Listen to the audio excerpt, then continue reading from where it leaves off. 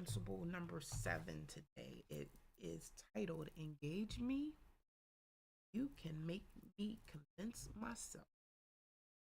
Engage me and you can make me convince myself. All right, so we are up on YT on YouTube and we are over here on TikTok. Let me just share it out real quick.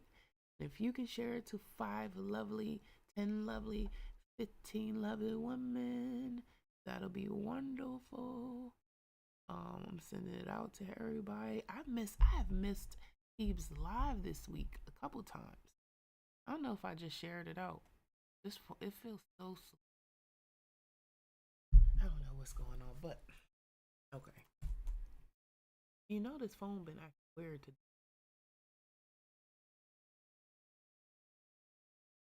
Here, but it's okay. Can I send it to the people? All right, let's send it to. All right. So look, yesterday somebody said I can't watch your live, and you was going. So we not staying here all extra. We got things to do. So um today we're reading Principle 7. Hey, Kia. We are reading Principle 7. Engage me and you can make me convince myself. The focus is people hate being sold, but they love to buy. Your job, get them to convince themselves to say yes. Hey, thank you for the heart puffs. Our daily affirmation for today is, what is our affirmation for today? Ooh, I like both of these. I create powerful connections that make people see their own need for what I offer. I create powerful connections that make people see their own need for what I offer. So I just want to say welcome to the Growth Hour. And if you don't know, my name is Mecca Joy. It's really just Mecca, but middle name is Joy, and I just put them together because I like Joy. It makes you smile. Thank you for the daily hurt me. I think it makes you smile when you say my name. So when you say Mecca, it's just Mecca. But when you say Mecca Joy, you see how that makes you smile. All right. So yes, that's my name, Mecca Joy. Yesterday we talked about we talked about a lot of stuff yesterday. But yesterday's recap, just to recap real quick, the principle was on if you can't get in front of the real decision maker, you suck. And basically that was just saying that if you are speaking to people who can't make the decision, you're wasting your time. So make sure that you get in front of the decision maker, the people who can say yes or no to what you offer. All right. So today's focus is you don't need to convince, right? Anyone. If you engage them the right way, they'll sell themselves. If you gauge them the right way, they'll sell themselves. I don't know why I be so tongue tied with some of these words. Ah! All right, so what was the last thing you bought without hesitation? What made you say yes? What was the last thing you bought without hesitation, and what made you say yes? What was the last thing I bought was my whiteboard. I'm gonna see if you can see that over there, right? And what made me say yes, right, was that it had an extension. Hey, Paige! It had an extension. So, I live in a house, but my house ain't real big. So I needed something that was going to slide open or at least kind of be compact, but also give me some space. So that was what I bought without hesitation. As soon as I seen that it went, hey, Tanya. Okay, I was just making sure that I said Tanya because my cousin's name is Tamaya and it's Tamya. So I just wanted to make sure that was an N, not an N, not an M. All right. So let's get into it. So again, today is Principle 7, and the principle is engage me and you can make me. Engage me and you can make me convince myself. It says, ask the wrong questions, get the wrong answers. The most important aspect of making a sale is also a major weakness of every salesperson or entrepreneur. Hey, Dave, good morning. Sorry, look, I'm all excited. Good morning. Let's go. All right, here we go. I'm just checking to make sure, see who's over on YouTube. Make sure I'm not neglecting anybody. All right. It says, it's an enigma to me. Questions are so critical. You think it would be the topic of training every week. Yet, oh, thank you, Tay. Yet, salespeople are odds on the favorites, or entrepreneurs are odds on favorites who have never taken one training program in the science of asking a question. How critical? Look, that was last night. How do I ask the question? Do I just call and be like, well, "What's up?" They had to train me last night on how to just ask a simple question and be nice about it, and be like, you know what? You're not that person is going rah. You're going to come in and you're going to ask the questions nice, but this is business, so I still gotta be nice in business too. You know what I'm saying? So, how critical? The first personal rapport question sets the tone for the meeting, and the first business question sets the tone for the sale. That's critical. Well, you remember a couple chapters ago, it told us that one of the dumbest questions that we can ask our clients or people that we're working with is, "Tell me a little bit about yourself." He said that's one of the dumbest questions. So we got to take that off the platter. We can't ask that question. Thank you. We can't ask that question no more. So we got to get some training on the proper questions to ask. All right. So it says benefits of asking the right question. It's critical. So good question. It says here are 9.5 benefits to make sales buy. It says qualify buyer, establish rapport, create prospect disparity, eliminate or differentiate from the competition, build credibility, know the customer and their business, and do your research, be prepared, right? Identify needs, find hot buttons, get personal information, close the sale. All these answers come from asking the right questions, power questions. So here's the rub. Do you have 25 of them? The most powerful questions you can create at your fingertips. No? Join the crowd. 95% of all salespeople or entrepreneurs don't have the right questions in a bag. Good morning. That could be why only 5% of salespeople or entrepreneurs rise to the top. Just a theory, or is it? Here's the challenge. Get every prospect and customer to say, "No one ever asked me that before." I had that experience yesterday. And before I got off the phone with my client, we were talking, and he said to me, he was like, "You know what? I'm going to go do some research before to learn a little bit about this." And I was like, "Hold up." That's what I'm here for. Let me show you. Boom, boom, boom. And I pulled it out and I showed him. And so when we were done and I was done explaining it, and only thing I was explaining is the importance of a brand consistency, right? And what a brand guide looks like. So I pulled out the brand guide and I showed him, this is what you want to see. Whether you're working with me or you're working with another designer, I want you to be prepared. I don't want you to show up and they be like, "Where's your brand guide?" And they be like, "Well, didn't you say you had a graphic designer before? They didn't create you a brand guide?" Or at least offer it to you as a service. You know what I'm saying? Because I think it's important. We need to have some consistency in your brand. And he was very appreciative after we left. And that was what he said. I had no one ever tell me that before. So no one ever asked me that before. That's something that you want your prospect or customer to say to you after they've gotten off a call, right? It says here are 7.5 questions. Questioning success strategies. Are y'all ready? Do y'all got y'all pen? Let's go. Let's go, y'all. So excited. All right. Ask prospect questions that make him evaluate new information. 2, ask questions that qualify needs. I always say this on your website. If you are taking appointments, right? Have some qualifying questions so that you can ensure that these people can afford your services, or that what you offer is what that they need. You know what I'm saying? So you get an idea of who they are before they get there, right? Ask questions about improved productivity, profit, or saving. Or ask questions about company or personal goals. 5, ask questions that separate you from your competition, not compare you to them. And never, what was the first one? The first one was ask prospect questions that make him evaluate new information.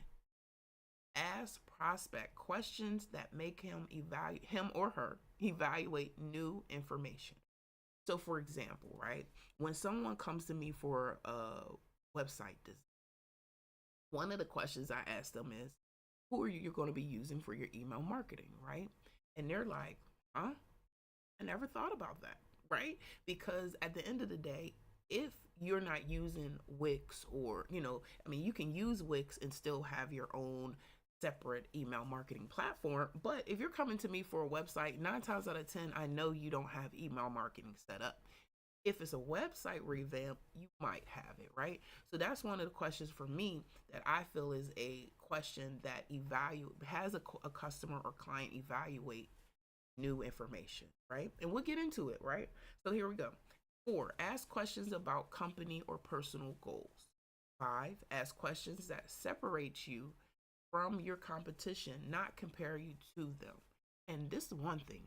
Don't talk bad about your competition, right? Like, whatever they're doing or not doing, that's none of your business. You just, okay, that's nice. Oh, you didn't like it because of that? All right, cool. That's awesome. Well, I'll make sure that I'm able to provide you with that service and ensure that you get what you need, right? Ask questions that make the customer or prospect think before giving a response. Okay? 7, ask power questions to create a buying atmosphere, not a selling. Ask power questions. Oh, thank you for the hearts. Thank you for the roses. Sorry. Got some roses today. To create a buying atmosphere, not a selling one. And then 7.5, this is a critical success strategy. Okay? To enhance your listening skills, write down. To enhance your listening skills, write down answers. It proves you care, preserves your data for follow-up, keeps the record straight, and makes the customer feel important. Listen, I know this to be true. The other day, I was meeting with a client. This is a new client. I've never met him before. He was referred to me from somebody. Oh, I never got ice cream cone. Thank you. And I was writing down like he has a foundation for his daughter. His daughter has a MS, and he's created a foundation. He's like doing all of this stuff, and one of the things that the coffee company that he created, he gives a portion of his proceeds to the foundation that he created for his daughter in her rare condition, right? Oh, not MS, but she has a rare condition. I'm sorry, I apologize. That was somebody else. And so I wrote down her name. I wrote down the condition. I was taking notes as he was telling me this stuff, right? And when I came back and I was like, oh, okay, well, how old is, and I said his daughter's name. He was like, oh, you remember that? And he was, who knows, that might have been the selling point for him to be like, you know what, I'm utilizing her for my website design, right? Because I was paying attention to him. And I did honestly care about what he was telling me. You know what I'm saying? So here we go. How do you formulate a power question? Here's the secret. There's a secret to creating and asking the right type of power question. A question that makes them think and respond about me in terms of the prospect. So it says a question that makes them think about me in terms of the prospect. Sounds complicated, but it isn't. Here are some bad examples. Okay, so we get in some bad examples. It says, what type of life insurance do you have? Do you have a pager? That's old. Why do you currently who do you lose for long distance service? You know this is old when he's asking, do you got a pager? But it's crazy how relevant the information is too, right? It says they all stink. Here are some good examples. If your husband died, how would the house payments be made? How would the children go to college? If you sell a life insurance, that's definitely a that's a great question. Good morning. If your most important customer called right now, how would you get the message? If your long distance charges were 30% higher than they should be, how would you know?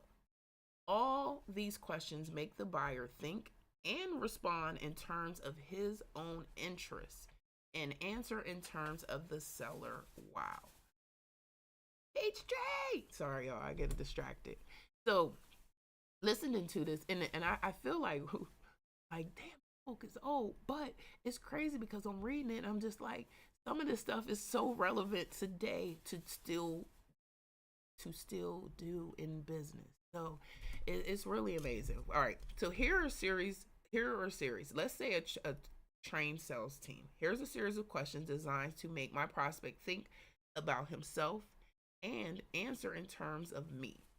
Answers are not given here and can sometimes play a part in question order, but you'll get the process. So here's one question. How many of your salespeople did not meet their sales goals last year? Why? What was the major cause? What plans have you made to ensure that they will this year? What type of personal development plan for each salesperson have you put into place? How do you support your sales staff? How much training did you budget this year? Thank you for the rose, baby. When training takes place, how do you measure each individual professional development progress? These 8 questions will give me enough answers to rewrite their sales record book and their checkbook. So it's not just about asking questions, it's asking the right questions. A sale is made or lost based on the questions you ask. If you aren't making all the sales you want, start by evaluating the specific wording of the questions you're asking. Your answers are in your question. Questions unlock sales. Any questions? It says, looking for a few power question lead ins, try these. So these are some prompts to help you with constructing the questions that you want to ask. Okay, so listen, or right here, you can even take a screenshot. If you don't have the book, here's a screenshot, and then you can, oh, hold up, I'm trying to figure out why I'm having a hard time showing y'all the page. So you can screenshot that so you can see the questions. All right, so it says, when do you look for? What have you found? How do you propose? What has been your experience?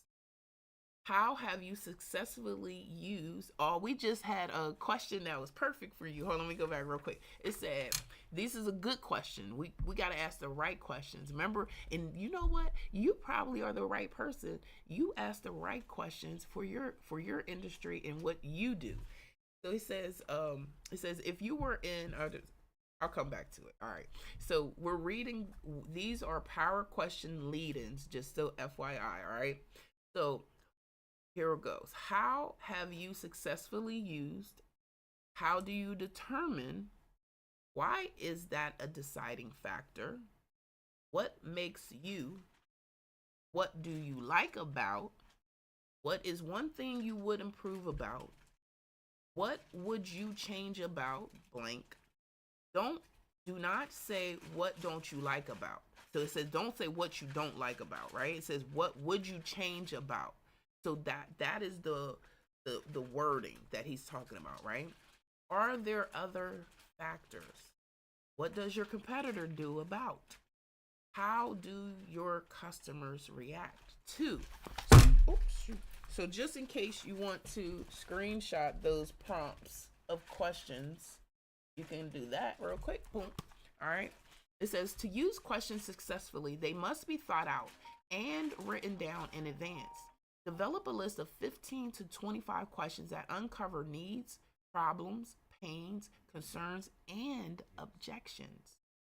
Develop 15 to 25 more that create prospect commitment as a result of the information you have uncovered. Okay. Practice after about 30 days of asking the right questions, you'll begin to see the real rewards. Ask smart questions. They think you're smart. Says ask dumb. So you get the point, right? Ask dumb questions. Yeah. Sales truth. Salespeople become known by the questions they ask. Knowing this truth, you think all salespeople or entrepreneurs would ask smart questions. You'd be thinking wrong. It never ceases to amaze me that with all the options salespeople have, they choose to alienate, anger, or cause doubt in the mind of the prospect by setting the wrong tone with their questions. Thank you for liking the live, y'all. All right, here we go. Here are the dumbest questions salespeople ask and why they're dumb. Y'all, do y'all want me to read why they dumb too? It says, who are you currently using? That's the first dumb question. It says pre-call research should tell you that. And maybe the prospect feels that's none of your business. Good start. Are you satisfied with your present blank? Everyone will tell you they're satisfied. So what? Well, okay, if you're satisfied, I'll just leave and quit. How much are you currently paying for? Blank, right? It says none of your business. Number 2. Let's get down to price as fast as you can. Can I quote you on blank? It says when send a quote, the next person who sends quote 2 since cheaper gets the business. What about the value? Can I bid on blank? Same as a quote, only worse. This is 100% price-driven sale. Low margin, low profit, low commission, low percentage of success. How low do you want to go? Next, tell me a little bit about your business. Remember, this is one of the dumbest questions he said. He says, no, it's a waste of the prospect's time. Find out a little bit about the prospect's business so you can go into the sales call with answers and ideas that may get the prospect excited enough to buy. Next question. Are you the person who decides about blank? Says, come on, this is the question that breeds the most lies. The answer is most often yes, and the answer most often is false. Why ask a question that breeds misleading information? The correct question to ask is, how will the decision be made? If I could save you money, would you? And so this is the question. If I could save you money, would you blank? Every salesperson thinks that the customer will jump at the hint of saving money. This tactic actually has a negative effect on the buyer and makes the salesperson work twice as hard to prove himself, and usually at a lower price and a lower commission. All right, we're almost done, y'all. We're almost done. All right. And the worst question of all, what would it take to get or earn your business? Shawty! This question literally is saying to the prospect, look, I don't have much time here. Could you just tell me the quickest way to get this order and make me the least amount of work possible to get it? It's dumb words. Let's add a bunch of negative words that prospects hate or gets their guard up. Today, frankly, honestly, if I were you or anything negative about the previous choice they made or anything negative about your competition. Look, I just said that. He said don't say nothing negative about their previous choice that they made or anything negative about the competition. Now, before you go get all hostile on me, I'm not saying don't get this information. I'm saying there are smarter, better ways of getting this information that will lead you to the sale. The questions above make the prospect have a lower opinion of you, and that will lead to nothing but price wars and frustration. These are all price-driven questions. In other words, they are the kinds of questions where the sale boils down to the price. And if you want the sale real bad, simple, just lower your price to where you make little or no profit. Duh. The secret of good, smart questions are those that make the prospect stop and think and answer in terms of you. If you ask personal questions that you could have found out the answer by some means as simple as looking up the information on the website, how intelligent or hardworking does that make you? Not very. Not very. If you can't even go look at their website to see what they do, like you can't do what I need you to do. It says, note, you do have the luxury of asking a weak question about their stuff if you preface it with the statement, I was looking at your website last night and I got a couple of ideas. Okay? He says, if you looking at, you can use those weak questions, but you want to preface them with, I was looking at your website last night and I got a couple ideas I'd like to talk to you about, but there were a few things I had that I'd like to understand a little better about the way you serve your customer. Now, you can ask anything and still look smart. Look at that. So we can still ask that. So tell me a little bit about your business, because guess what? You didn't have it on your website. There it goes right there. Thank you. All right. The sale is yours for the asking. All you got to do is ask for it the right way. All right. Here's our red bits. Asking powerful questions will make prospects think in new ways. What you ask sets the tone and the perception of the buyer. When you ask, what you ask determines their response. What you ask makes or breaks the sale. If you know the questions are critical, why are you spending more time watching TV reruns than developing new questions? Note, I just asked you a valuable question. If you know that questions are critical, why don't you have a list of 25 questions that your competition is not asking? The more thought-provoking your questions, the more your prospective buyers will respect you. The more thought-provoking your questions, the more your prospective buyers will respect. What? Listen, and I ain't gonna lie, Chastity. Reading this chapter got me thinking about you last night and the questions that you ask your clients. Straight up, I feel like you ask smart questions in what you do. You know what I'm saying? So they will also begin to share the truth about how the decision is made. Every minute you're in front of the prospects, they're deciding how much they like you, how much they believe you, and how much they respect you, how much confidence they have in you, and how much they trust you. All of these factors determine whether or not they will buy from you. Your questions are a critical factor in the way your customers perceive you. I think we got to even think of this on the level of how we go live and when we talk to each other on live and making sure that our next book, make sure that this next book is a book that's going to be valuable to the audience, So y'all make sure y'all let me know what book y'all want to read next. Hey. Your questions are a critical factor in the way your customers perceives you. If you're intelligent and engaging, they consider you a person of value. If your questions are dumb, they consider you a salesperson of price. I thought he was going to be like, they consider you dumb, because he goes straight to it.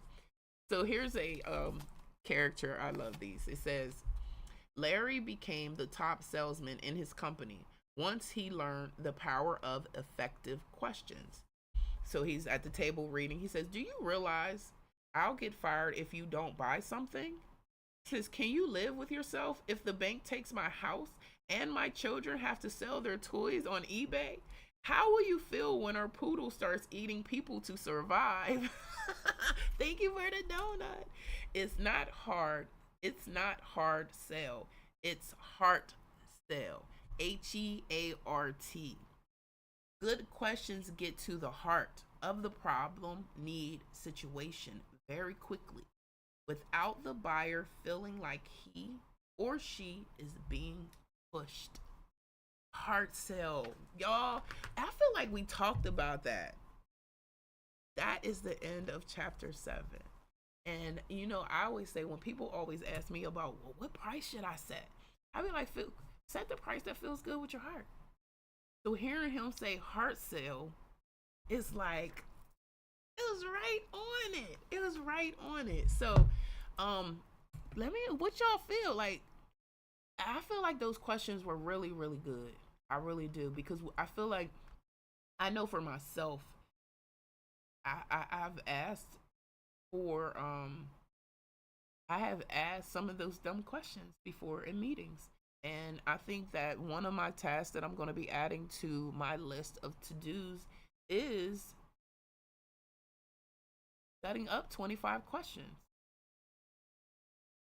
Setting up 25 questions that are going to, you know, do what they need to do, right? So, all right, so here's our strategy segment. How to make buyers convince themselves. One, get them talking, not you. Instead of pitching, ask, what would the perfect solution look like for you? Let them describe the outcome. They're now mentally invested. Listen, yes, yes, yes, yes. And then just remember that if you do ask the dumb question, right? You just say, well, yeah, I was looking at your website.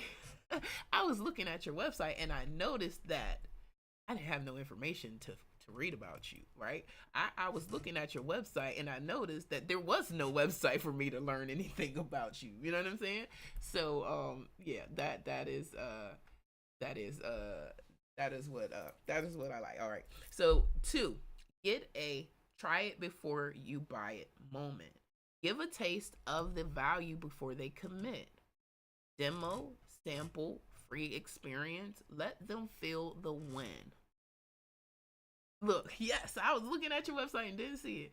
Number 3, paint the vision of life after the purchase. People buy because they believe it'll improve their life.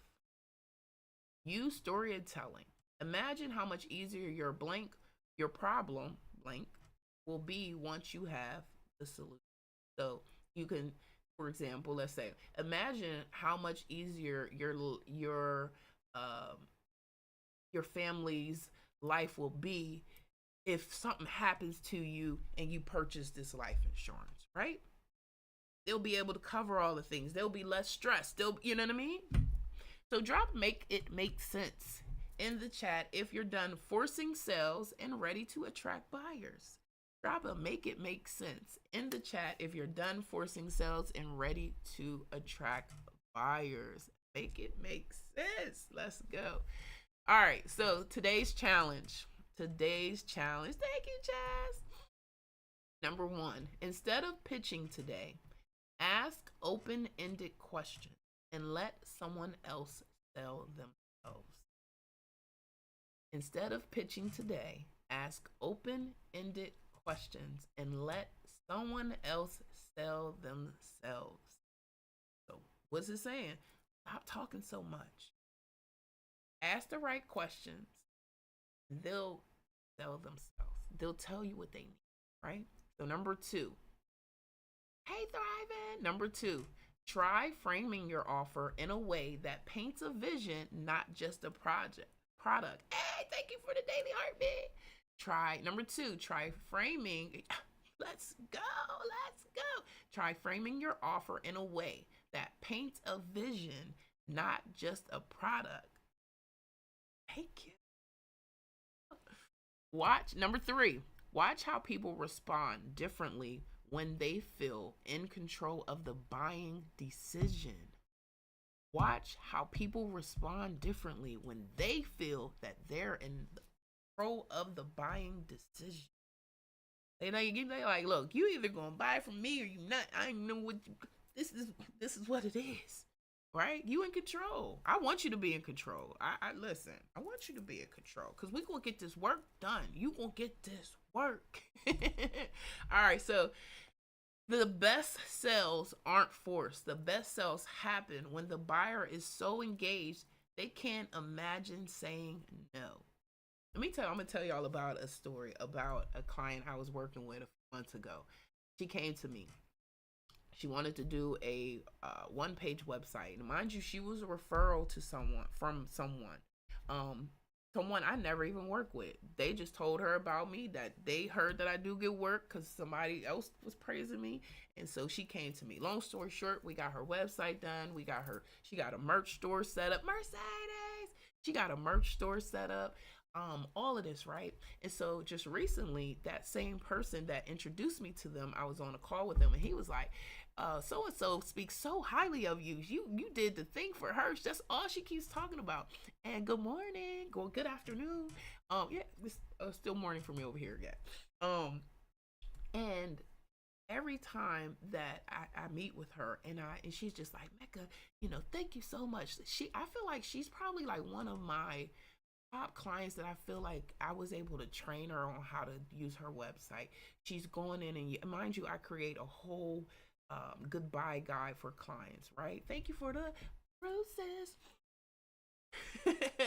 And she's going through, watch the videos. She goes in there, she's updating her website, and it's like that um, extra thing that I do to ensure that my clients are able to know how to use their website. I think it's the worst experience. You buy a website and they don't know how to use it. So I always want them to be able to do that.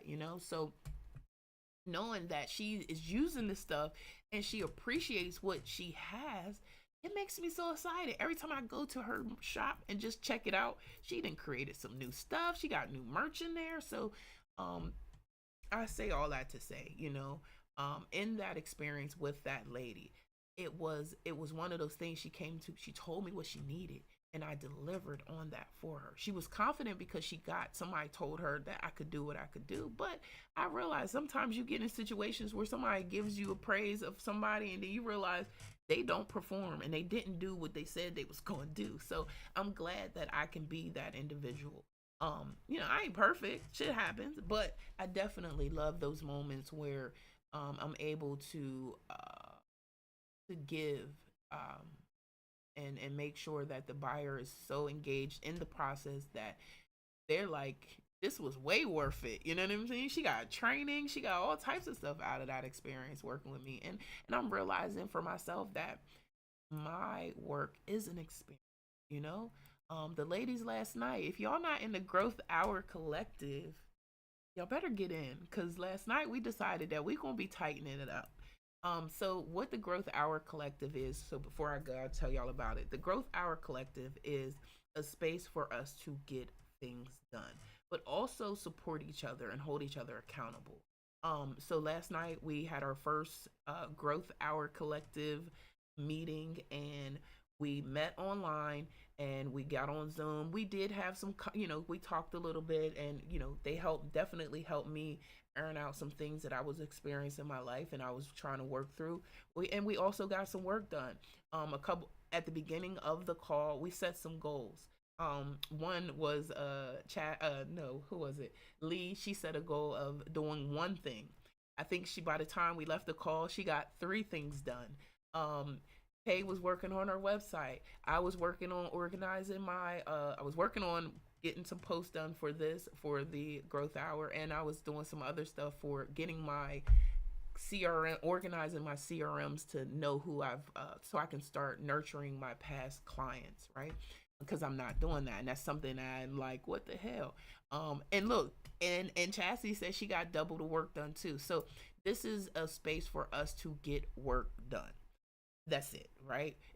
I like to call it our virtual co-working space, where we get on live and we get work done. So if it's a goal that you're trying to achieve or something that you're trying to do, and you just need to just be in the room with people, I say come on. So you can click the link in my bio. It's the first button. It's the Growth Hour Collective, and you can join.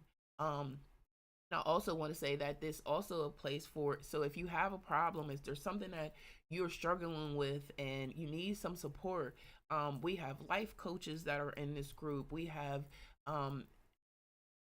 people who are social media content experts. We have I feel like we got a therapist in here. We got people who are like genuinely and capable of providing the services that you need.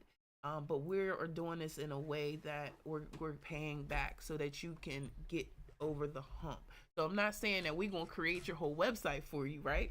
But we may help give you the tools or the information that you need to do it yourself, right? Because we understand that that sometimes just needing that support and having somebody sitting on a call with you so that you can get it done, and having that accountability at the end of the day is so amazing. And I just share with you guys, a couple weeks ago I was struggling with getting some content done, and a couple ladies had jumped on a call with me, and we were able to get I literally got the video done in 45 minutes, and they were just sitting there on the Zoom, and I was like, oh snap. Then one day me and Tay was on the live, and we were on a Zoom, and we were getting work done, and we were just talking. She was like, we should bring some more people on, and I was like, yeah, we should. I invite. And then this is how the Growth Hour Collective has pretty much come about. Us supporting each other, showing up for each other.